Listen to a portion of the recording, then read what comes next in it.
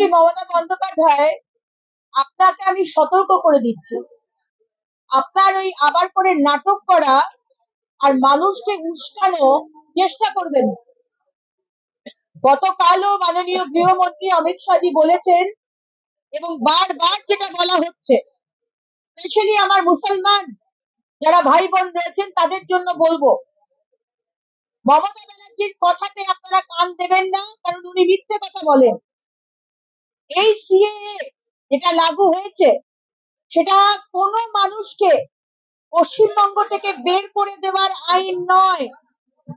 এইটা শুধু হচ্ছে পাকিস্তান, আফগানিস্তান, বাংলাদেশ, এইখানে যারা যারা রয়েছেন হিন্দু, খ্রিস্টান, জৈন, বুদ্ধিস্ট, শিখ, পার্সি, যারা যারা অত্যাচারিত এবং যারা 2014 সালের 31শে ডিসেম্বরের মধ্যে যারা ভারতবর্ষে এসেছেন, শুধু তাদেরকে নাগরিকত্ব দেওয়ার আইন, পশ্চিমবঙ্গ থেকে কাউকে বের করে দেওয়ার আইন নয়।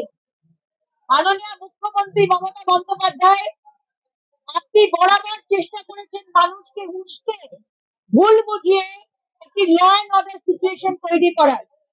এবারও সেটা চেষ্টা করবেন না, যদিও বা মানুষ বুঝে গেছে আপনার দ্বিচারিতা। আজকে মানে 13 বছর ধরে আপনার সরকার কোনো কাজ করেনি, শুধু রাজনীতি করে গেছেন।